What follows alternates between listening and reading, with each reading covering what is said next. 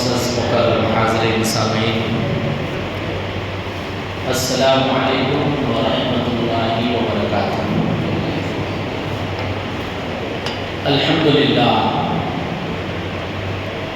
الحمدللہ رب العالمین، والصلاة والسلام علی سید المرسلین،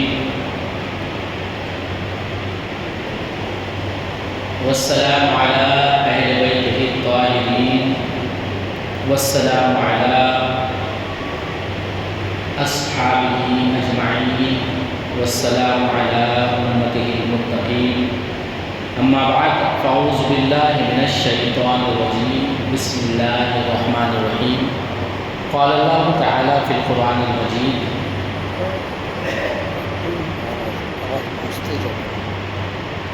وَيُطْعِمُونَ الطَّعَامَ عَلَى حُبِّهِ مِسْكِينًا وَيَتِيمًا وَأَسِيرًا۔ صدق اللہ العظیم وبلغنا رسولہ النبی الامین المتین الکریم، ونحن علی ذلک لمن الشاہدین والشاکرین والحمد للہ رب العالمین۔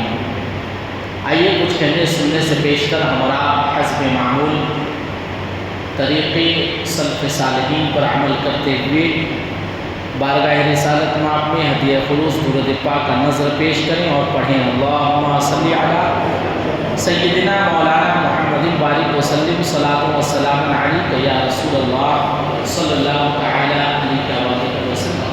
حضرات گرامی، سابقہ گفتگو سے آج کی گفتگو کا تعلق ہے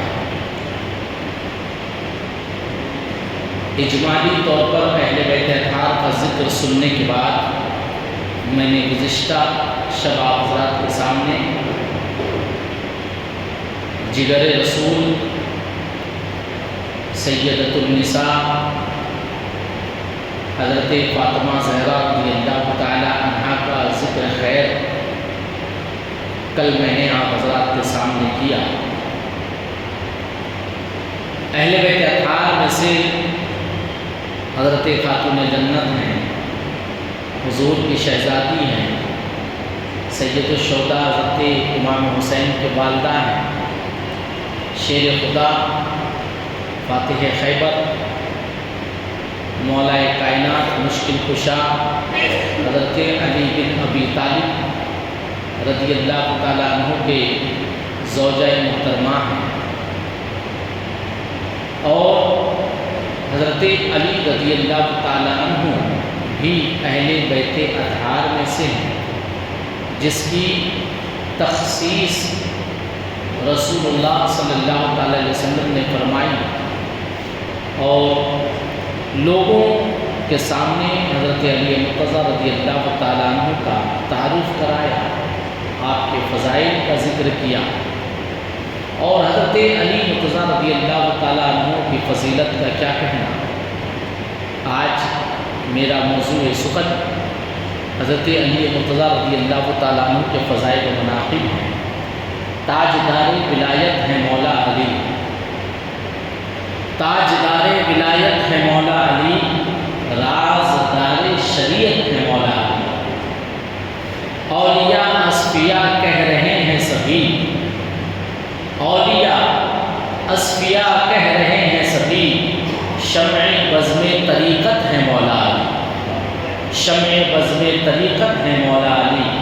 ہے ستاروں کی مانند کل اولیاء، ہے ستاروں کی مانند کل اولیاء، مہتاب ولایت ہے مولا علی، مہتاب ولایت ہے مولا علی۔ سرور دی کے داماد شاہ نجف، سرور دی کے داماد شاہ نجف، قلب زہرا کی راحت ہے مولا علی، قلب زہرا کی راحت ہے مولا علی۔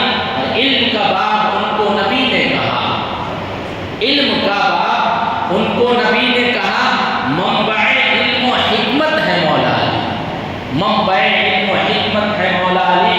مصطفیٰ جان رحمت کے فیضان سے، مصطفیٰ جان رحمت کے فیضان سے واقف سر وحدت ہے مولا علی، واقف سر وحدت ہے مولا علی۔ جنگجو شیر حق شان اسلام اور جنگجو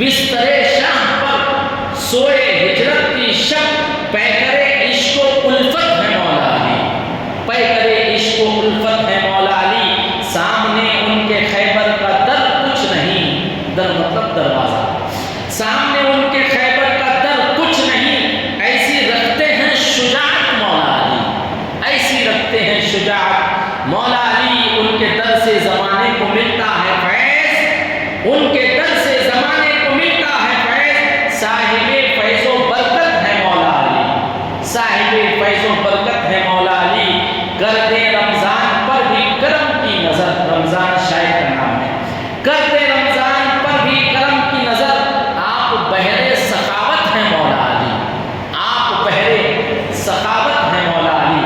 حضرات گرامی، حضرت علی مرتضیٰ رضی اللہ تعالیٰ عنہ کی شان میں سے یہ شان کیا کم ہے کہ آپ داماد رسول ہیں، اس لیے کہ انسان کی فطرت ہے کہ انسان اپنی لخت جگر اپنی بیٹی کی بچپن سے پرورش کرتا ہے، پھر اس کا نکاح وہ جس کے ساتھ کرتا ہے واقعی وہ شخص ایک باپ کی نگاہ میں محبوب ہوتا ہے، کیونکہ بیٹی اپنے باپ کے لیے بہت چہیتی ہوتی ہے، باپ بیٹی کے رشتے میں جو محبت ہوتی ہے اس رشتے کی بات ہی الگ ہے، لہذا حضرت علی کا مقام اس سے بھی ثابت ہے کہ آپ کو رسول اللہ صلی اللہ علیہ وسلم نے اپنا داماد پسند کیا، اور پھر حضور صلی اللہ علیہ وسلم نے ارشاد فرمایا کہ میری بیٹی فاطمہ کا رشتہ علی کے ساتھ اللہ تعالیٰ نے کرنے کا حکم دیا۔ یہ کتنا بلند و مقام وہ مرتبہ ہے حضرت مولا کائنات رضی اللہ تعالیٰ عنہ کا۔ حضرات گرامی، اب چلتے ہیں کچھ تاریخ کے پس منظر پر۔ نبی کریم صلی اللہ تعالیٰ علیہ وسلم کا وصال 12 ربیع الاول 11 ہجری بمطابق عیسوی سن 8 جون 632 کے دن ہوا۔ حضور صلی اللہ تعالیٰ علیہ وسلم کے وصال کے بعد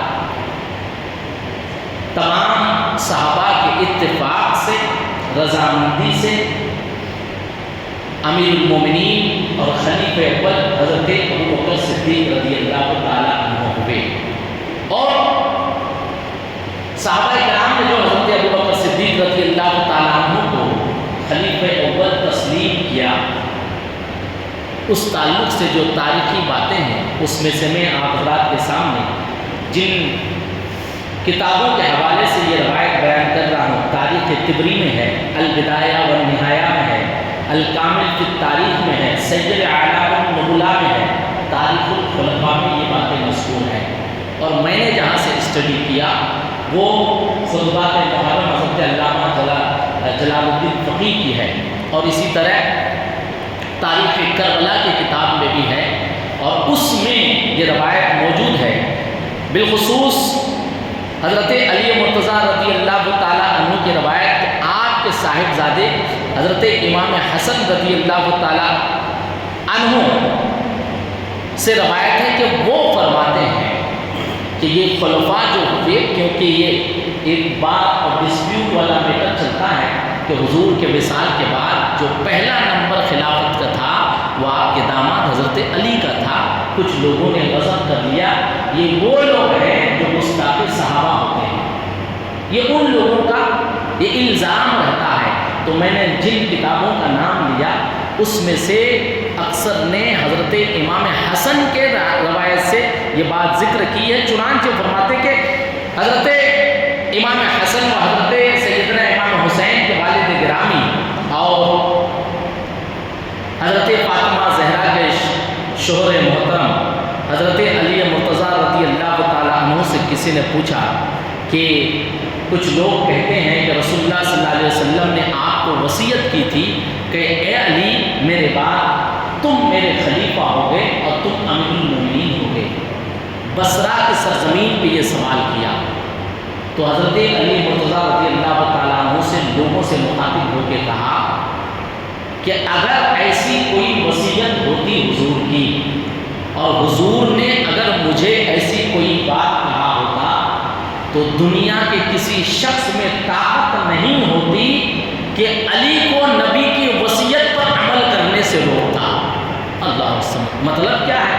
حضرت علی مرتضیٰ رضی اللہ تعالیٰ عنہ کہا اگر حضور مجھے اپنے بعد امیر المومنین ہونے کی وصیت کرتے اور اپنا خلیفہ ہونے کی وصیت کرتے تو پھر میں حضور کی وصیت پر عمل کرنے کے لیے اپنی جان کی پرواہ نہیں کرتا اور کسی کی جان کی پرواہ نہیں کرتا، بلکہ میں حضور کی وصیت کے اوپر عمل کرتا ہوا نظر آتا. چنانچہ حضرت علی مرتضیٰ نے فرمایا اگر میرے سامنے رکاوٹ کے طور پر ابو بکر صدیق آتے تو میں ان سے بھی جنگ و قتال کرتا.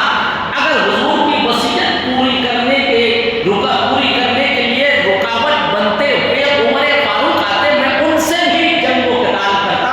اگر عثمان غنی آتے یا کوئی بھی آتے خدا کی قسم میں کسی کی پرواہ نہیں کرتا، رسول اللہ کی وصیت کو پوری کرتا. حضرت علی نے فرمایا. دوسری بات حضرت علی نے فرمایا نبی کریم صلی اللہ علیہ وسلم کا وصال اچانک نہیں ہوا، آپ بستر مرگ پر تھے اور آپ نے اپنے وصال سے قبل 3 دفعہ حضرت ابو بکر صدیق رضی اللہ تعالی عنہ سے امامت فرمائی. چنانچہ جب آپ کے مرض کے بعد جب آپ بیمار تھے، جو پہلی نماز کا وقت آیا تو آپ نے مؤذن کو اشارہ کیا کہ نماز کے لیے ابو بکر صدیق کو مصلی پہ جانے دو. پھر دوسری نماز کا وقت آیا تو حضور صلی اللہ علیہ وسلم نے پھر حضرت ابو بکر صدیق کو مصلی پہ جانے کا حکم دیا. تیسری نماز سے قبل تاریخ میں یہ بھی بات آتی ہے کہ حضرت عائشہ صدیقہ رضی اللہ تعالی عنہا نے چاہی کہ ابو بکر صدیق رضی اللہ تعالیٰ عنہ نماز کی امامت کے لیے نہ جائے تو حضور بستر مرگ سے حضرت عائشہ سے ناراضگی کا اظہار فرمایا. تیسری دفعہ بھی حضور صلی اللہ علیہ وسلم نے اپنے وصال سے قبل منصب امامت پر اپنی جگہ نائب امام بنا کے حضرت ابو بکر صدیق کو جانے کا اشارہ فرمایا. حضرت علی فرماتے ہیں کہ ان باتوں سے اور اس سے پہلے کے ماضی کے واقعات سے یہ باتیں واضح تھی اور صاف تھی کہ حضور نے وصال کے بعد جسے اپنا خلیفہ بنانے کے لیے ہمیں اشارہ دیا وہ حضرت ابو بکر صدیق کی ذات ہے. اسی طرح حضرت ابو بکر صدیق رضی اللہ تعالی عنہ امیر المومنین ہوئے اور خلیفہ اول ہوئے. آپ 13 ربیع الاول 11 ہجری کو خلیفہ اول ہوئے اور لوگوں نے باتفاق حضرت ابو بکر صدیق کے ہاتھ میں بیعت کیا.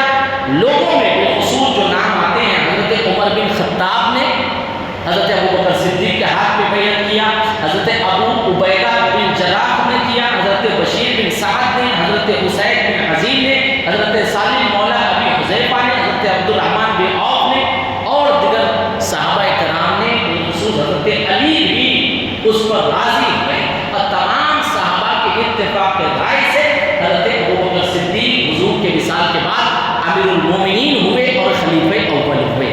تاریخ میں آج تک کوئی ایسی بات نہیں ملتی ہے کہ اس دور میں حضرت ابو بکر صدیق کے زمانے میں کسی نے حضرت ابو بکر صدیق کے خلیفہ ہونے پر مخالفت کی ہو، انکلوڈنگ حضرت علی مرتضیٰ کے تعلق سے بھی کوئی بات نہیں آتی ہے. تمام صحابہ اس پر راضی. اس کے بعد 12 جمادی الاول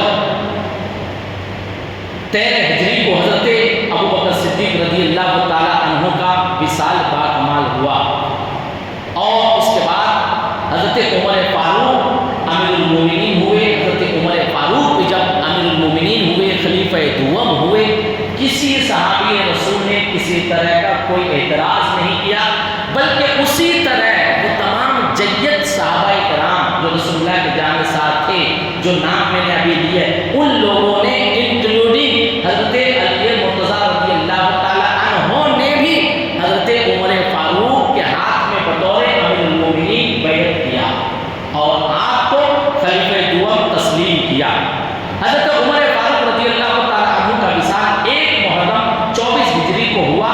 اس کے بعد حضرت عثمان غنی رضی اللہ تعالی عنہ خلیفہ سوم منتخب ہوئے اور تمام لوگوں نے اس پہ بیعت کی، بالخصوص حضرت علی مرتضیٰ. یہاں سے میں آپ کو تھوڑا ڈائیورٹ کر رہا ہوں. حضرت علی مرتضیٰ رضی اللہ تعالیٰ عنہ بیان فرماتے ہیں کہ جب حضرت عمر فاروق رضی اللہ تعالیٰ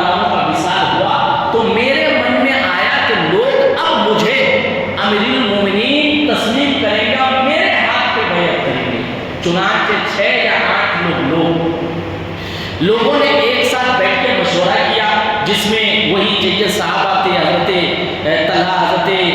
طلحہ بن عبداللہ، حضرت زبیر نواب وغیرہ تمام صحابہ تھے۔ حضرت علی مرتضیٰ فرماتے جب میرے من میں آیا کہ عمر کے بعد لوگ مجھے خلیفہ تسلیم کریں گے، چنانچہ لوگوں نے میرے ساتھ مشورہ کیا تو میں نے میرا حق کے بیعت یعنی اپنی پسند اور چننے کا رائٹ حضرت زبیر کو اور دیگر صحابہ کو دے دیا کہ تم لوگ جسے امیر المومنین چنو گے میں اس پر راضی ہوں، خوش ہوں۔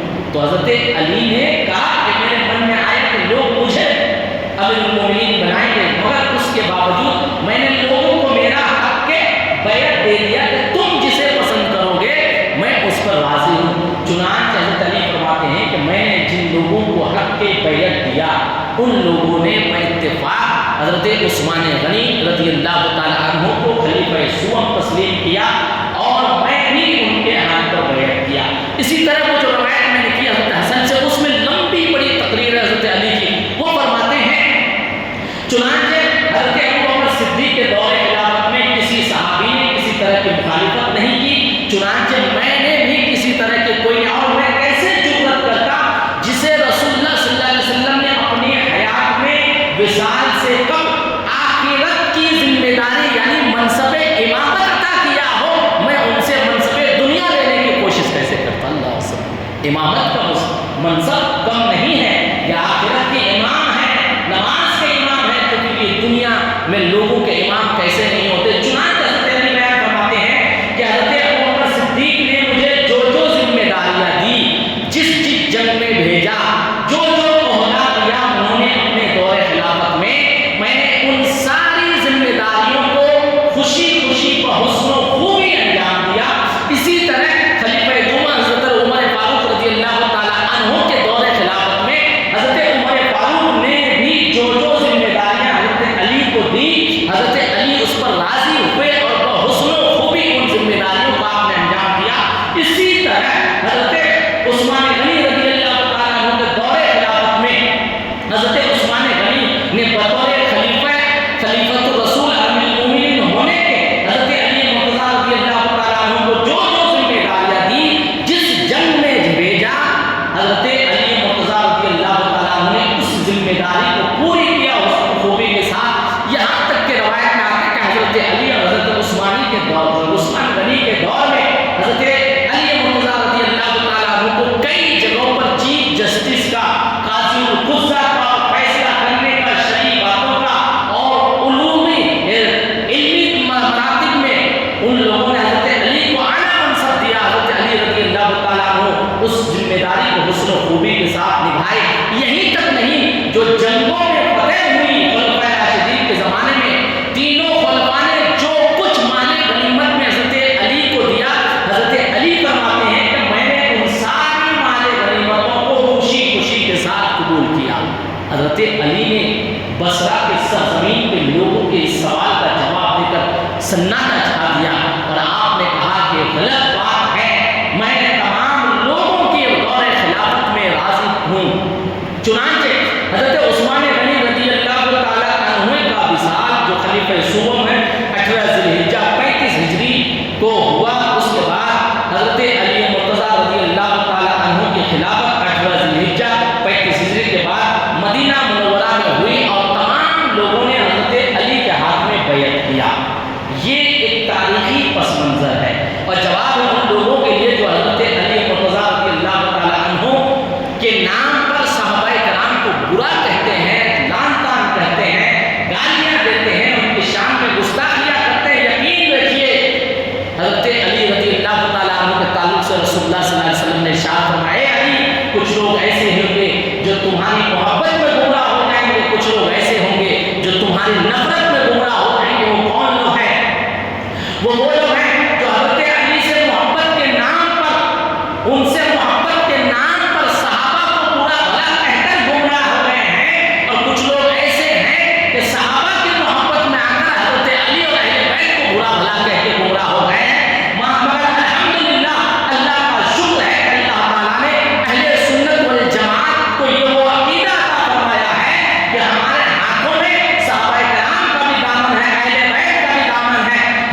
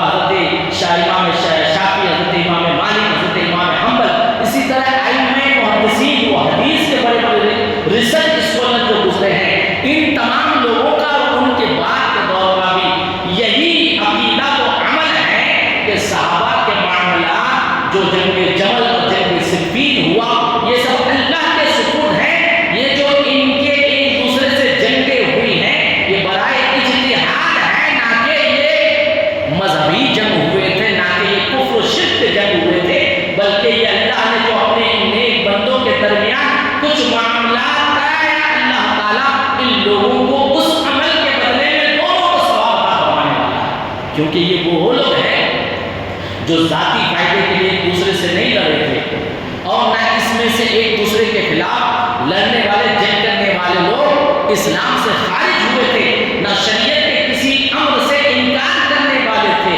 لہذا تمام تابعین، ائمہ مجتہدین، ائمہ محدثین کا یہ مسلماً عقیدہ ہے کہ صحابہ کے معاملات میں ہمیں خاموش رہنا ہے۔ جو لوگ ان تاریخوں کو کھدیر کر کسی ایک کی محبت میں دوسرے کو لعن طعن کرتے ہیں، کوئی صحابہ کی محبت میں آ کر کسی اہل بیت سے کو لعن طعن کرتے ہیں، کوئی کسی اہل بیت کی محبت کے آڑ میں صحابہ کو لعن طعن کرتے ہیں، یہ لوگ گمراہ ہیں۔ اور انہی لوگوں کے بارے میں حضور نے فرمایا، علی تمہارے کچھ چاہنے والے، تمہیں کچھ لوگ اتنا چاہیں گے کہ تمہارے چاہت میں میرے صحابہ کو گالیاں دے کر وہ گمراہ ہو جائیں گے۔ اے علی کچھ لوگ تم سے زیادہ نفرت کی وجہ سے گمراہ ہو جائیں گے، کچھ لوگ تجھ سے زیادہ محبت کی وجہ سے گمراہ ہو جائیں گے۔ حضور کی یہ بات اسی زاویے میں ثابت ہوتی ہے کہ صحابہ کرام کے آپس کے معاملے میں ہمیں کچھ کہنے کی ضرورت نہیں ہے۔ حضرت گرامی حضرت علی مرتضیٰ رضی اللہ تعالیٰ عنہ کا مقام و مرتبہ قرآن مقدس کے کئی آیتوں سے بھی ثابت ہے، اور رسول اللہ صلی اللہ علیہ وسلم کی حدیث سے بھی ثابت ہے۔ میں نے قرآن مقدس میں جس آیت کی تلاوت کی ہے، سورہ انسان جسے دہر بھی کہتے ہیں، اس کی آیت نمبر 1 ہے۔ اللہ تعالیٰ ارشاد فرماتا ہے وَيُطْعِمُونَ الطَّعَامَ عَلَىٰ حُبِّهِ مِسْكِينًا وَيَتِيمًا وَأَسِيرًا۔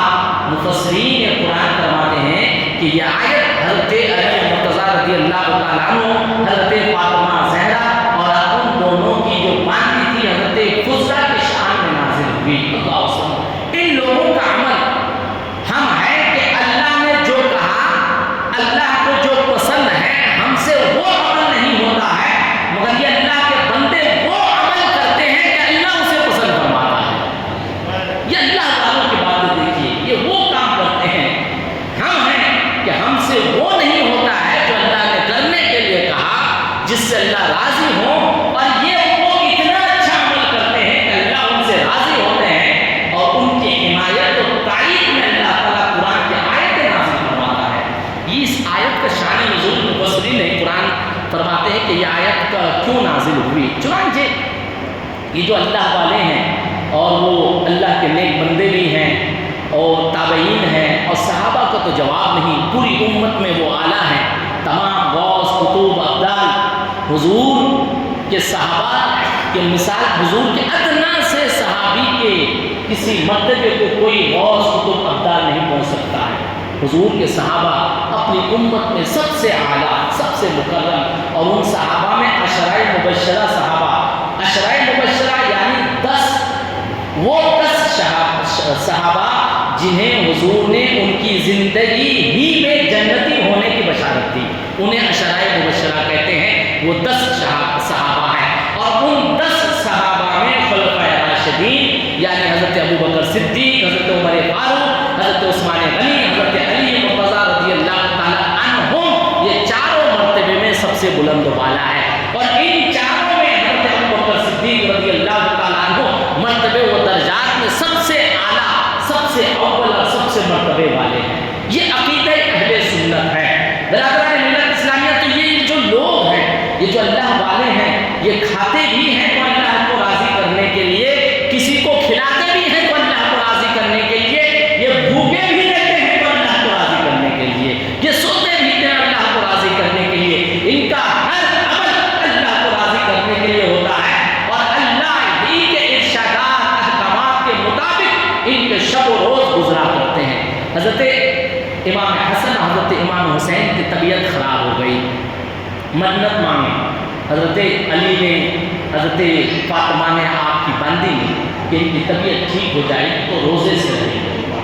اس روایت سے یہ ثابت ہوتا ہے کہ کسی نیک مقصد کے پوری ہونے کے لیے یا کسی تکلیف سے بچنے کے لیے اللہ کی بارگاہ میں کسی عمل کا نظر مانگنا یا مال کا نظر مانگنا یہ جائز ہی نہیں، بلکہ حضرت علی، فاطمہ اور ان کی باندھی کی سنت ہے۔ انہوں نے نظر مانگا ہم روزے سے رہیں گے، تینوں لوگ روزے سے ہیں۔ اللہ اکبر۔ اب وہ غربت روایتوں میں آتا ہے، 12 سحری کیے، روزے سے رہے، افطاری کا وقت آیا، معمولی سے کھانے کا انتظام ہوا. بعض روایت میں کہ چند کھجور کا اہتمام ہوا تھا, کسی میں کہ روٹی بنی تھی. افطاری سے پہلے دروازے پہ کسی آواز دینے والے نے آواز دیا کہ ہے کوئی جو میری مدد کرے, مجھے ملائے, میں مسکین ہوں. مسکین کس کو کہتے ہیں؟ جو ایک وقت کا کھائے تو دوسرے وقت کا کھانے کے لیے اس کے پاس کوئی ذریعہ نہ ہو, اور پہننے کے لیے کپڑوں کا بھی محتاج ہو. جو لباس بدن میں ہے اس کے علاوہ کوئی دوسرا لباس نہ ہو, اسے شریعت میں مسکین کہتے ہیں, اسے کہتے ہیں. تو مسکین دروازے پہ آیا, آواز دی ہے کوئی جو مجھے اللہ کے رضا کے لیے کچھ کھانے کو دے. اللہ اس وقت تینوں لوگ روزے سے ہیں, افطاری سے پہلے کھانے کے لیے دروازے پہ آواز دینے والے نے دیا. اللہ کی رضا کے لیے ان تینوں نے جو کچھ گھر میں موجود تھا اٹھا کے راہ خدا میں اس مسکین کو دے دیا. رات کسی طرح پانی میں افاقت کی, افطاری کیے, رات گزری عبادت میں, سحری کیے, دوسرے دن روزے سے رہے. پھر افطاری سے عین وقت کسی نے آ کے آواز دیا کہ ہے کوئی جو مجھ یتیم کی مدد کرے. دوسرا آنے والے نے اپنے آپ کو یتیم بتایا. شریعت میں اسے کہتے ہیں کہ نابالغ بچے کے باپ کا جو انتقال ہو جاتا ہے, اس انتقال ہونے والے باپ کے نابالغ اولاد کو یتیم کہا جاتا ہے, اسے یتیم کہا جاتا ہے. یتیم کی مدد کرنے کی بڑی فضیلتیں آئی ہیں. یتیم کا خیال کرنے کے بارے میں بڑے انعامات کا اعلان آیا ہے. آپ بھی خیال کریں اپنے رشتہ دار, اقارب, محلے, سماج میں کہیں اگر کوئی یتیم بچہ نظر آتا ہے, وہ نابالغ ہے, ان کے والد نہیں ہیں, تو ان پر دست شفقت رکھیے. اللہ تعالیٰ کو بہت پسند ہے یتیم بچوں سے محبت کرنے کے بارے میں. چنانچہ اس نے یتیم ہونے کا ذکر کیا اور کہا کہ ہے کوئی جو اللہ کے راہ میں مجھے کچھ کھانے کے لیے دیجیے. دوسرے دن بھی تینوں نے جو کچھ افطاری کے لیے انتظام ہوا تھا اٹھا کے دے دیا. اللہ وسلم وہ یتیم چلا گیا. تیسرے دن بھی روزے سے رہے تینوں لوگ. پھر ایسے ہی ہوا, ایک افطاری سے قبل ایک آواز دینے والے نے آواز دیا کہ میں قیدی ہوں, ہے کوئی جو مجھے کچھ کھانے کے لیے دے یا مجھے چھڑانے کے لیے میری مدد کرے. اللہ وسلم, یہ تینوں اللہ والوں نے پھر اللہ کے رضا کے لیے جو کچھ میسر تھا اٹھا کے اس قیدی کو دے دیا. حضرات گرامی, اسلام میں قیدیوں کی مدد کرنے کی بھی فضیلتیں آئی ہیں. قیدیوں کے رہائی کے لیے ذرائع سبیل اسباب پیدا کرنے کے بھی فضیلتیں آئی ہیں. مگر وہ قیدی جنہوں نے سنگین گناہ نہ کیے ہوں, جبراً قید میں بند ہوں یا معمولی سی کسی جرم کی وجہ سے بند ہوں, اور وہ معمولی سی ضمانت یا پیسے کی مدد سے اندر ہو, ایسے لوگوں کی مدد کیا کریں. دیش کے حالات آپ حضرات جانتے ہیں کہ مسلمانوں کی تھوڑی تھوڑی سی غلطی کی وجہ سے ان کے اوپر کس طرح کے چارجز لگائے جاتے ہیں, اور پھر ان کی رہائی کتنی مشکل ہو جاتی ہے.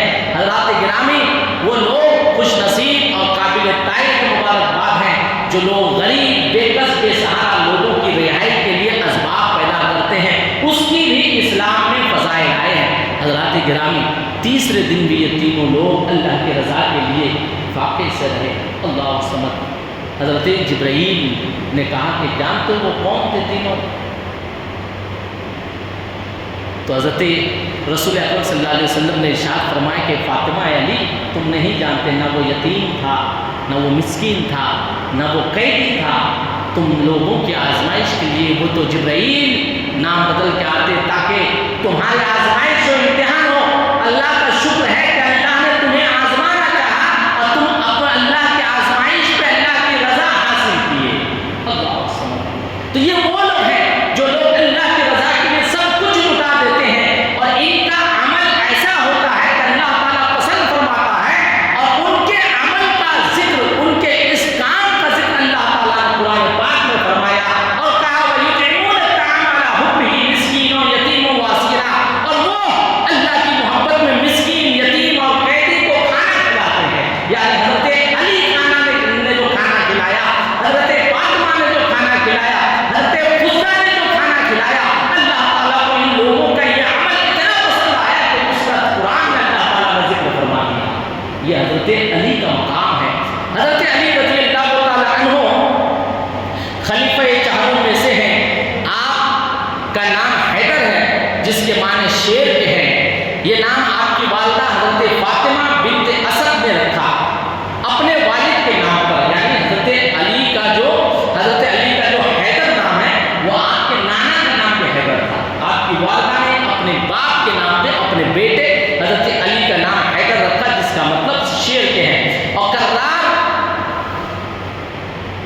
کرار بھی رکھا، اور کرار کے معنی پلٹ پلٹ کر حملہ کرنے والا ہے۔ آپ کے والد گرامی کا نام ابو طالب ہے، آپ حضور صلی اللہ علیہ وسلم کے چچا زاد بھائی ہیں حضور صلی اللہ علیہ وسلم کے۔ حضرت ابو طالب نے آپ کا نام علی رکھا، اور حضور صلی اللہ علیہ وسلم نے آپ کو اسد اللہ کا خطاب دیا، یعنی اللہ کا شیر حضور صلی اللہ علیہ وسلم نے خطاب دیا۔ اسی طرح حضرت علی مرتضیٰ رضی اللہ تعالیٰ عنہ کو ایک دوسرا بھی خطاب ملا، ایک لقب ملا، وہ تھا ابو تراب۔ حضرت علی کو کہا جاتا، تراب مطلب مٹی کے ہیں، ابو مطلب باپ کے ہیں۔ یہ یوں واقعہ ہے کہ ایک مرتبہ حضرت علی مسجد میں تشریف فرماتے تھے، لگا کر جب آپ اٹھ کے گئے تو آپ کے پیٹھ مبارک سے مٹی لگی ہوئی تھی، حضور کی نظر پڑی تو آپ نے آپ کو ابو تراب کہہ کے آواز دیا۔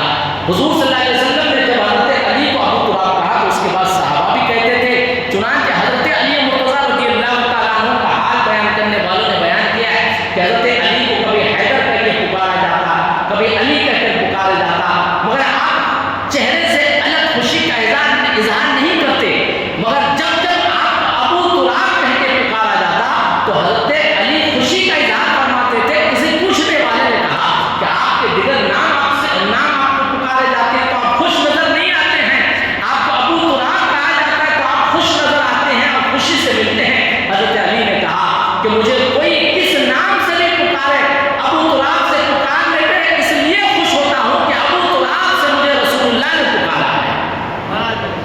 اتنی محبت حضور صلی اللہ علیہ وسلم تھے۔ حضرت علی مرتضیٰ رضی اللہ تعالیٰ عنہ کہ تاریخ پیدائش کے بارے میں کئی روایتیں موجود ہیں، چنانچہ کسی نے کہا ہے کہ آپ 10 عیسوی میں پیدا ہوئے، کسی نے اور کچھ کہا ہے، کسی نے عام الفیل سے پہلے کہا ہے۔ حضرت علی مرتضیٰ رضی اللہ تعالیٰ عنہ اسلام قبول کرنے والوں میں وہ شخص ہے جن کے بارے میں کہا جاتا ہے کہ آپ پہلے مسلمان ہیں جنہوں نے سب سے پہلے اسلام قبول کیا۔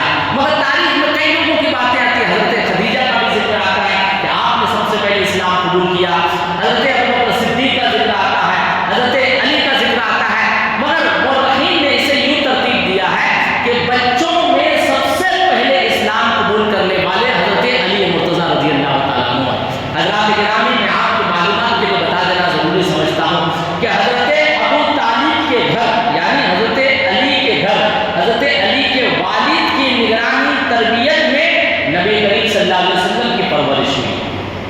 حضور صلی اللہ علیہ وسلم کی پرورش حضرت ابو طالب کے والد کی نگرانی میں، یعنی حضور صلی اللہ علیہ وسلم کی پوری نگرانی آپ کے چچا حضرت ابو طالب نے فرمائی۔ اسی طرح حضرت علی کی پوری تربیت و پرورش رسول اللہ صلی اللہ علیہ وسلم نے فرمائی ہے۔ چونکہ حضرت علی مرتضیٰ رضی اللہ تعالیٰ عنہ بچپن سے حضور کے پاس رہتے تھے، چنانچہ جب حضور صلی اللہ علیہ وسلم کو وحی نازل ہونے لگی، آپ اپنے گھر میں عبادت کرتے، حضرت خدیجہ، حضرت ماں خدیجہ الکبریٰ نے نماز پڑھ رہی تھی، حضور صلی اللہ علیہ وسلم نے بھی نماز پڑھا۔ اب یہ 10 سال کا بچہ اپنے گھر میں ہے اور اپنے چچا زاد بھائی محمد صلی اللہ علیہ وسلم کو نماز پڑھتے دیکھ رہے ہیں۔ حضرت خدیجہ کو آپ نے دیکھا تو آپ نے سوال کیا کہ یہ آپ کیا کر رہے ہیں؟ انہوں نے کہا کہ یہ ہم عبادت کر رہے ہیں علی، یہ ہم عبادت کر رہے ہیں، ایک اللہ کی عبادت کرتے ہیں۔ تو حضور صلی اللہ علیہ وسلم نے حضرت علی کو اسلام پیش کیا، کہا کہ تم بھی عبادت کرو اور آؤ اسی دین کو مانو، اسی کو مانو، اسی کی عبادت کرو جس نے چاند سورج کو پیدا کیا، زمین و آسمان کو پیدا کیا، سارے جہاں کو پیدا کرنے والا وہ ایک اللہ ہے، اسی کی عبادت کرو علی۔ حضور نے دعوت پیش کی، مورخین نے الگ الگ باتیں کی ہیں، کسی نے کہا کہ آپ اسی وقت فوراً اسلام قبول کیے، کسی نے کہا کہ آپ دوسرے دن کیے، کسی نے کہا بہرحال دوسرے دن یا اسی دن حضور کے اسلام کی دعوت دینے کے بعد حضرت علی مرتضیٰ رضی اللہ تعالیٰ عنہ نے اسلام قبول کیا، اور تاریخ اسلام میں صحابہ کرام کی جماعت میں سے حضرت علی وہ واحد صحابی رسول ہیں جو بچپنے میں ہی اسلام قبول کیے اور کبھی کسی بت کی پوجا نہیں کی۔ یہ حضرت علی رضی اللہ تعالیٰ عنہ ہے۔ اسی طرح حضرت ابوبکر صدیق کی زندگی کے بارے میں بھی آتا ہے کہ آپ گرچہ اسلام بعد میں قبول کیے، مگر اسلام قبول کرنے سے پہلے بھی آپ بت کی عبادت سے انکار کرتے تھے، اپنے آبا اجداد رشتہ دار اقارب کے اس عمل کے خلاف حضرت ابوبکر صدیق رضی اللہ تعالیٰ عنہ جاتے تھے۔ تو وہ بالغ مسلمانوں میں سے حضرت ابوبکر صدیق ہے جنہوں نے کبھی بت کی عبادت نہیں کی، اور نابالغ مسلمانوں میں سے حضرت علی مرتضیٰ ہیں جنہوں نے کبھی کسی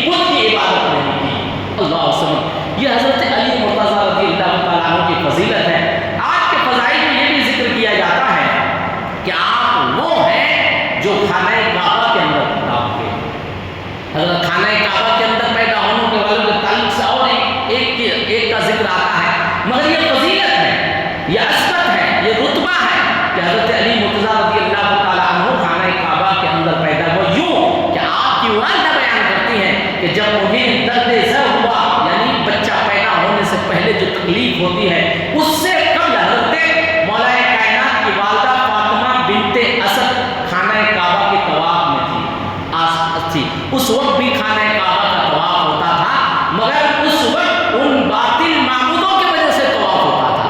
خانہ کعبہ کے اندر وہ جو بت تھے اس کی وجہ سے خانہ کعبہ کا طواف، اس کی حفاظت، اس کی دیکھ ریکھ، اس کی عزت و تکریم کفاران عرب اور کفاران مشرک کرتے تھے۔ حضرات گرامی، حضرت علی مرتضیٰ کی والدہ فرماتی ہے کہ درد ہوا تو میں بے چین تھی اور مجھے احساس ہوا کہ کہیں مجھے پناہ لینے کے لیے جگہ مل جائے، کہیں میں پوشیدہ جگہ پہ آ جاؤں کہ اچانک میں کیا دیکھتی ہوں کہ خانہ کعبہ کا دروازہ خود بخود کھل گیا۔ اللہ، خانہ کعبہ کا دروازہ خود کھل گیا اور آپ فرماتے ہیں کہ میں اندر گئی تو میرا یہ لخت جگر علی پیدا ہوا، مگر میں ایک بات سے پریشان تھی، وہ یہ کہ علی جب پیدا ہوئے تو آنکھیں نہیں کھول رہے ہیں، آنکھیں نہیں کھول رہے ہیں، چپ چاپ ہے۔ میں ڈر گئی کہ کہیں میرا بچہ نابینا تو نہیں پیدا ہوا۔ میں فکر مند ہوئی اور اس بچے کو لے کر میں آنن فانن محمد رسول اللہ صلی اللہ علیہ وسلم کے پاس گئی۔ اس وقت آپ کی والدہ نے اسلام نہیں قبول کیا تھا، مگر اس کے باوجود حضور پورے گھرانے میں، پورے مکہ میں شریف مشہور تھے، شریف مقبول تھے۔ جن لوگوں نے حضور کے ہاتھ میں اسلام نہیں قبول کیا تھا، کفاران عرب اور مشرکین عرب بھی یہی کہتے تھے کہ محمد رسول اللہ جیسا کوئی سچا آدمی نہیں۔ چنانچہ آپ کی والدہ لے کر حضور کے پاس گئی اور حضور کے گود میں جیسے ہی علی مرتضیٰ کو آپ کی والدہ فاطمہ بنت اسد نے رکھا، حضرت علی مرتضیٰ رضی اللہ تعالیٰ عنہ نے آنکھیں کھولا اور حضور کے چہرے کی زیارت کیا۔ محبت اور عقیدت میں لوگ باتیں کرتے ہیں، عشق و مستی کی یہ باتیں ہیں، ان کی زیادہ حقائق، دلائل، روایتیں گرچہ نہیں ملتی ہیں، مگر واقعی انسان عشق میں یہی کہتا ہے کہ علی پیدا ہوئے اپنے ماں کے گود میں آنکھ نہیں کھول رہے ہیں، وقت گزر گیا آنکھیں نہیں کھول رہے ہیں۔ آپ کی والدہ کی روایت کے مطابق جیسے ہی گود مصطفیٰ میں دیا گیا، حضور کے بام میں، حضور کے قدموں میں دیا گیا، علی نے آنکھیں کھول دیا۔ گویا علی اپنے اس عمل سے ہمیں یہ پیغام دے رہے ہیں کہ سنو، میں پیغمبر رسول کا وہ چاہنے والا ہوں کہ پیدا ہونے کے بعد نہ مجھے دنیا کے رنگین دیکھنا پسند ہے، نہ یہ گل ہوا دیکھنا پسند ہے، یہاں تک کہ نہ مجھے اپنی والدہ کا چہرہ دیکھنا پسند ہے۔ اگر دنیا میں آنے کے بعد اللہ کی دی ہوئی آنکھوں سے سب سے پہلے کچھ دیکھنا پسند ہے تو چہرہ مصطفیٰ پسند ہے۔ حضرت علی نے آنکھیں کھولا، حضور کے چہرے کی زیارت کی، اور روایت میں آتا ہے، بعض روایت میں ہے کہ حضور صلی اللہ علیہ وسلم نے اپنا لعاب دہن یعنی اپنا تھوک مبارک حضرت علی کو چٹایا۔ ایک روایت میں آتا ہے کہ آپ نے اپنا زبان حضرت علی کے منہ پہ ڈال دیا، حضرت علی چوستے رہے اور فیضیاب ہوتے رہے۔ ان واقعات سے بھی حضرت علی کا مقام و مرتبہ بلند ہوتا ہے اور آپ کی فضیلت ثابت ہوتی ہے۔ تو حضور صلی اللہ تعالیٰ علیہ وسلم سے حضرت علی جب سے پیدا ہوئے تب سے فیضیاب ہو رہے ہیں، تب سے حضور کی عنایتیں مل رہی ہیں، تب سے حضور صلی اللہ علیہ وسلم کے نوازشات مل رہی ہے۔ حضرات گرامی، حضرت علی مرتضیٰ رضی اللہ تعالیٰ عنہ کی شجاعت یعنی بہادری زیادہ مشہور ہے، مقبول ہے۔ آپ نے خیبر فتح کیا، خیبر کا وہ واحد دروازہ جسے کئی لوگ مل کے بھی نہیں اکھاڑ سکتے تھے، کھول نہیں پا رہے تھے، مگر ایک دست سے، ایک بازو سے حضرت علی مرتضیٰ نے اکھاڑ پھینکا۔ اسی لیے تو رسول اللہ صلی اللہ علیہ وسلم نے آپ کو اللہ کا شیر کہا ہے، خدا تعالیٰ کا شیر قرار دیا ہے۔ حضرت علی مرتضیٰ رضی اللہ تعالیٰ عنہ وہ ہیں جو حضور صلی اللہ علیہ وسلم کے ساتھ تمام غزوات میں شریک رہے۔ غزوہ کسے کہتے ہیں؟ وہ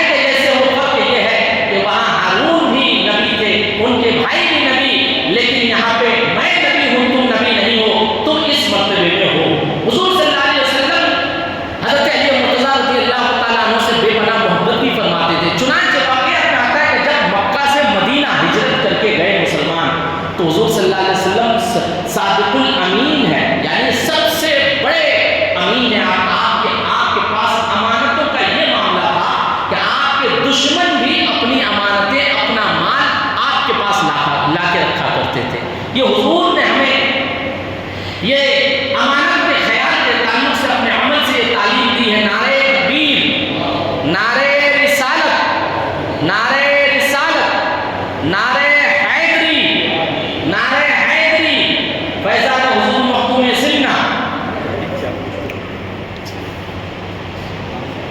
حضرات گرامی درود پاک پڑھے اللہم صلی علی سیدنا مولانا محمد بارک وسلم صلاۃ والسلام علیک یا رسول اللہ صلی اللہ تعالی علیہ وآلہ وسلم.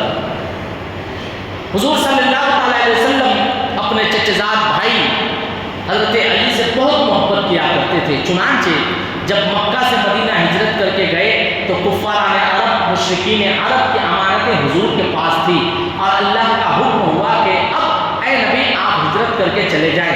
ہجرت کرتے وقت یعنی مکہ سے مدینہ جاتے وقت حضرت ابوبکر صدیق آپ کے ہمراہ رہے، جنہیں غار یار کہا جاتا ہے، اور آپ کی صاحبزادی، آپ کے صاحبزادی یعنی حضرت عمر ابوبکر صدیق کے صاحبزادے اور صاحبزادے غار تک گئے. غار دیکھنے کے بعد کھانا پہنچاتے تھے تو حضرت ابوبکر صدیق یار غار ہیں اور حضرت علی مرتضیٰ رضی اللہ تعالیٰ عنہ کو حضور صلی اللہ علیہ وسلم نے اپنا نائب، اپنی جگہ، اپنے بستر پہ، مکہ کی سرزمین پہ کفاران عرب، مشرکین عرب کے امانتوں کے ساتھ اپنا نائب بنا کر آپ نے اپنی جگہ وہاں پہ رہنے کا حکم فرمایا.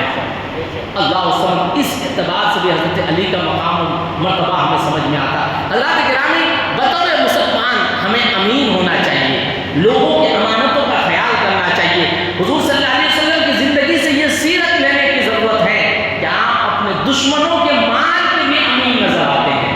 چنانچہ ان لوگوں کا مال ہے جو لوگ آپ کے دشمن، جانی دشمن ہو گئے ہیں، وہ لوگ بھی اپنا مال آپ کے پاس بطور حفاظت رکھ کے جا رہے ہیں. تو مسلمانوں کی یہ شناخت ہے، مسلمانوں کی یہ پہچان ہے، وہ صحیح امانت دار ہے، وہ کسی کے مال میں کسی طرح کی خیانت نہیں کرتا ہے. مگر آج حالات اٹھا کے دیکھیے، دوسروں کی، غیروں کی بات کیا کرے.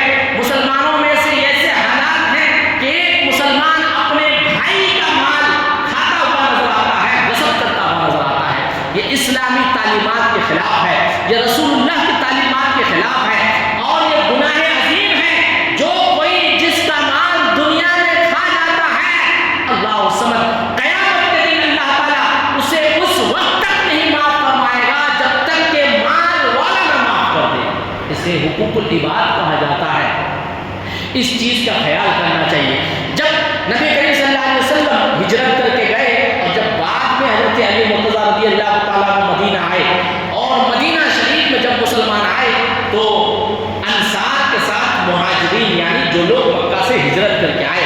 اب چونکہ بہت سے لوگ ایسے تھے، بہت سے مسلمان ایسے تھے جو اسلام کے خاطر، رسول اللہ کے خاطر اپنا گھر چھوڑ کر ہجرت کیے تھے، اپنی فیملی چھوڑ کر ہجرت کیے تھے. کتنے ایسے تھے جو اپنے بیوی بچوں کو چھوڑ کے ہجرت کیے تھے حضور کی محبت میں. کتنے ایسے تھے جو اپنے رشتے اقارب سب چیز چھوڑ کے لوگوں نے اسلام کو اپنایا اور اسلام کے خاطر پورا شہر، گھر دوار، رشتے دار، اقارب سب کو چھوڑ دیا دامن مصطفیٰ کے خاطر. یہ مہاجرین مسلمانوں کی فضیلت ہے اور یہ ان کی محبت ہے اسلام کے ساتھ. مسلمانوں، آج جو ہمیں اسلام نصیب ہوا ہے یہ ہمارے آبا اجداد، تابعین، تبع تابعین، بزرگان دین، صحابہ کی ان قربانیوں کے بعد میں ہمیں قبول اسلام نصیب ہوا ہے. ہم سمجھتے کہ آسان ہے اسلام. ان لوگوں سے پوچھو جنہوں نے اپنے خون سے، اپنے پسینے سے، رشتے داریوں کی قربانیوں سے، مال و دولت کی قربانیوں سے اسلام کے علم کو بلند فرمایا ہے، وہ حضور کے جانثار صحابہ ہیں. جب مدینہ شریف میں آئے تو حضور صلی اللہ علیہ وسلم نے مہاجرین مسلمان اور انصار مسلمان یعنی جو مدینہ شریف کے مسلمان تھے دونوں میں رشتے قائم فرمایا. جن کا کوئی بھائی نہیں تھا تو اس مہاجر مسلمان کو کسی انصار مسلمان کے ساتھ بھائی کا رشتہ بنا دیے. حضور صلی اللہ علیہ وسلم نے سب کا کوئی نہ کوئی رشتہ قائم فرمایا، مگر حضرت علی کا کوئی کسی کے ساتھ کوئی رشتہ قائم نہیں کیا. حضرت علی فکر مند ہوئے. آپ نے حضور صلی اللہ علیہ وسلم کی بارگاہ میں گزارش کی اور کہا یا رسول اللہ، آپ نے کسی کو نہ کسی کو، کسی کا نہ کسی کا بھائی بنایا، مجھے آپ نے کسی کا کچھ نہیں بنایا یا رسول اللہ وسلم. حضور صلی اللہ علیہ وسلم نے حضرت علی مرتضیٰ رضی اللہ تعالیٰ عنہ سے کہا ہے علی، کیا تم اس بات میں خوش نہیں ہو کہ تم دنیا میں بھی میرے بھائی ہو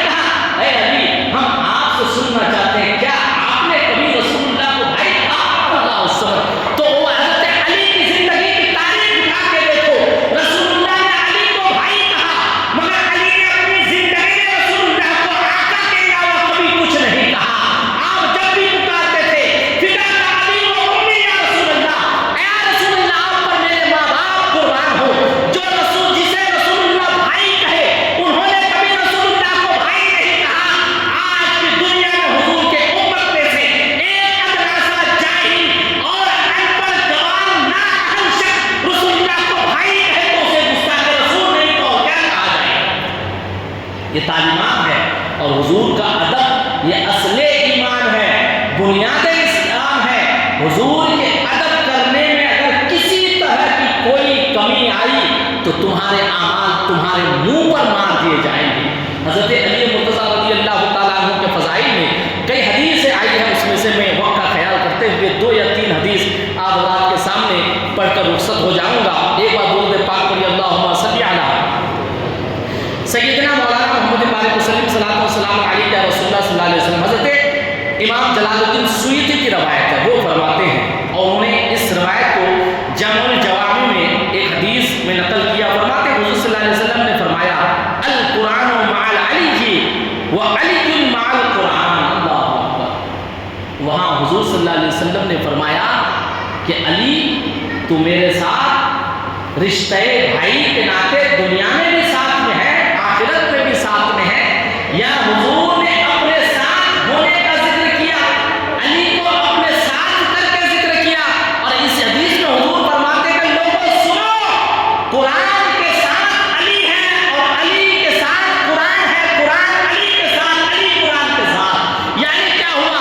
جہاں جہاں علی ہے وہاں وہاں قرآن ہے، قرآنی احکامات کے مطابق علی کی زندگی ہے، اور علی کی زندگی قرآن کے مطابق ہے۔ جو قرآن پہ عمل کرتا ہے وہ علی کی زندگی کے مطابق عمل کرتا ہے، جو علی کا ماننے والا ہے وہ قرآن کا ماننے والا ہے۔ یہ حضور نے فرمایا العلی مع القرآن والقرآن مع العلی، کہ علی قرآن کے ساتھ ہے اور قرآن علی کے ساتھ ہے۔ اسی طرح رسول اللہ صلی اللہ علیہ وسلم نے ارشاد فرمایا، حضرت ام سلمہ رضی اللہ تعالیٰ عنہ سے روایت ہے، وہ فرماتی ہیں لا یحب، رسول اللہ صلی اللہ علیہ وسلم نے ارشاد فرمایا لا یحب علی منافق ولا یبغضہ مومن، یعنی لوگوں سنو، علی سے منافق محبت نہیں کرتا، علی سے جو محبت نہیں کرتا ہے وہ منافق ہے، جو منافق ہوگا وہی ہے جو علی سے محبت نہیں کرے گا، اور جو مومن ہوگا وہ علی سے بغض نہیں کرے گا۔ اللہ وسلم، حضور نے منافق اور مومن کی پہچان بتا دی ہے۔ اسی لیے کہتے ہیں کہ اگر منافق کی پہچان کرنی ہو تو وہاں پہ نعرہ حیدری لگاؤ، جس کا چہرہ کھل جائے سمجھو علی والا ہے، جس کا چہرہ مرجھا جائے سمجھو گستاخ علی والا ہے۔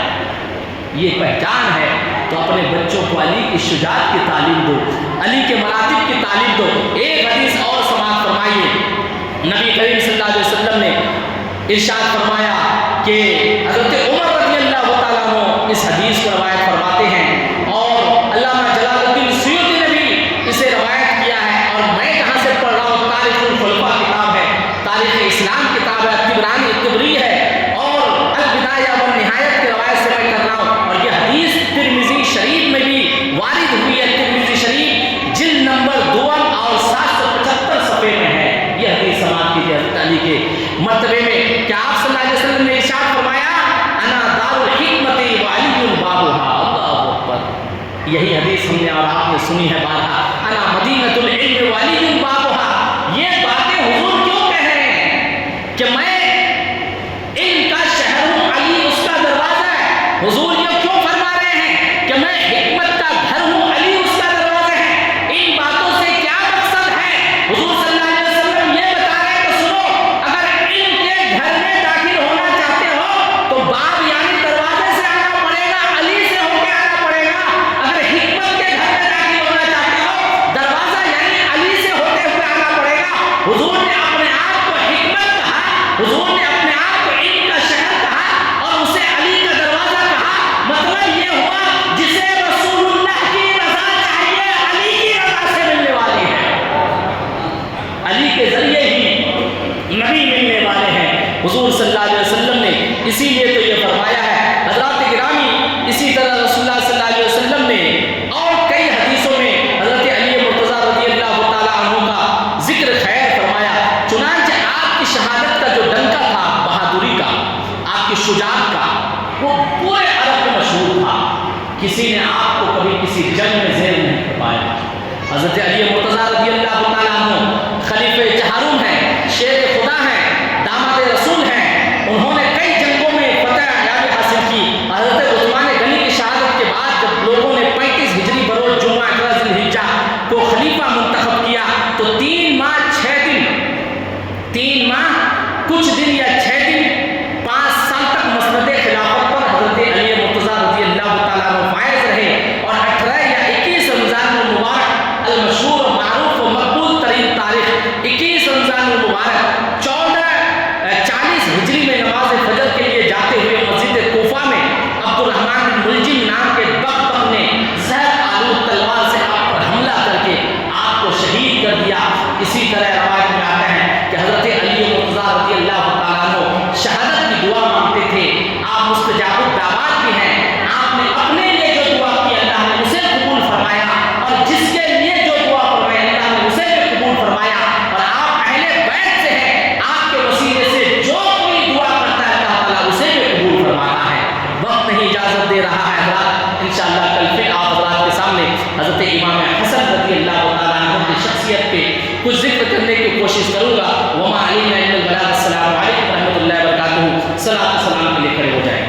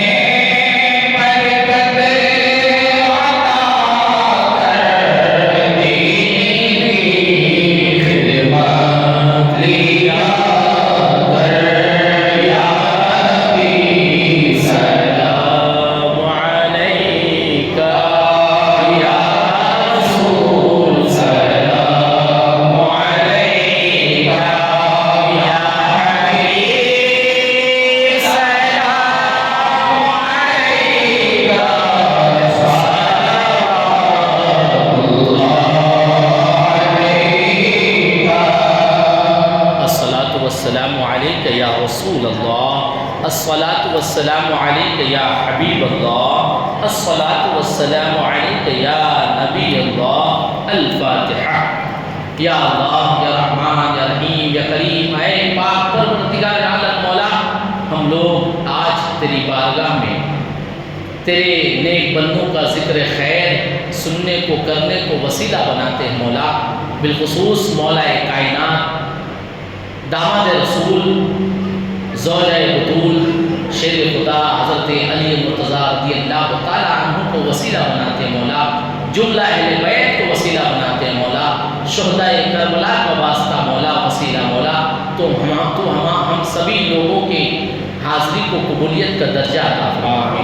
یا اللہ، ہم میں سے جو لوگ بے روزگار ہیں ان کی روزی میں برکت عطا فرما، جو بیمار ہیں انہیں شفاء کلی و عاجل عطا فرما، ہمارے رشتہ دار، دوست، احبا میں جو بیمار ہیں انہیں شفاء کلی و عاجل عطا فرما۔ یا اللہ، امام صاحب کی والدہ کو صحت تندرستی عطا فرما، بالخصوص حضور حسین میاں کی والدہ کو صحت تندرستی، عمر دراز عطا فرما، ان کا سایہ ہم سبھی لوگوں کو دراز فرما۔ ہم میں سے جن کے والدین باحیات ہیں یا اللہ انہیں صحت تندرستی، عمر دراز عطا فرما۔ ہم میں سے جن کے والدین اس دنیا سے گزر چکے ہیں مولا تو ان کی مغفرت فرما۔ یا اللہ، ہمیں اپنے والدین کی خدمت کی توفیق عطا فرما۔ یا اللہ، ہمارے والدین کو تو ہم سے راضی ہونے کی توفیق و رفیق عطا فرما۔ یا اللہ، بالخصوص حضور شہید راہ مدینہ کے درجات کو بلند فرما۔ یا اللہ، ہماری مساجد کی، مدارس کی، خانقاہوں کی حفاظت فرما۔ یا اللہ، مسلمانان ہند کی جان، مال، عزت، آبرو کی حفاظت فرما۔ یا اللہ، ہمارے اوقاف کی حفاظت فرما۔ یا اللہ، بالخصوص حضور معین قوم و ملت حضرت مولانا سید معین میاں کو ہمت، طاقت، قوت عطا فرما، ان کو نظر بد سے محفوظ فرما۔ یا اللہ، ان کے ساتھ جو لوگ مساجد کی حفاظت کے لیے، مدرسوں کی حفاظت کے لیے، قبرستان کی حفاظت کے لیے جد و جہد محنت کر رہے ہیں مولا تو اس سبھی لوگوں کو کامیاب فرما۔ یا اللہ، جو لوگ تیرے گھروں کی خدمت کرتے ہیں مولا، تیرے گھر مسجد کی خدمت کرتے ہیں مولا تو ان لوگوں کی خدمات کو قبول فرما۔ یا اللہ، آج کی اس مجلس میں یا آج سے قبل جو لوگ جس طریقے سے مولا نظر و نیاز میں حصہ لیے ہیں تو عالم الغیوب ہے مولا، تو ان سبھی لوگوں کی سبھی جائز تمنا پوری فرما، ان کی کمائی میں برکت عطا فرما۔ یا اللہ، شہدائے کربلا کا سب کو طفیل مولا، ہمیں صراط مستقیم پہ چلنے کی توفیق عطا فرما، شیطان کے بہکاوے سے محفوظ فرما۔ یا اللہ، ہمیں بھی تو اپنے مقدس گھر خانہ کعبہ کی زیارت نصیب فرما، گنبد خضرا شریف کی زیارت نصیب فرما۔ تجھے فضل کرتے نہیں لگتا بار، نہ ہو تجھ سے مایوس امیدوار، ان اللہ و ملائکتہ یصلون علی النبی یا ایھا الذین آمنوا صلوا علیہ وسلموا تسلیما، اللهم صل علی سیدنا مولانا محمد و آلہ وسلم، صلاۃ و سلام علیک یا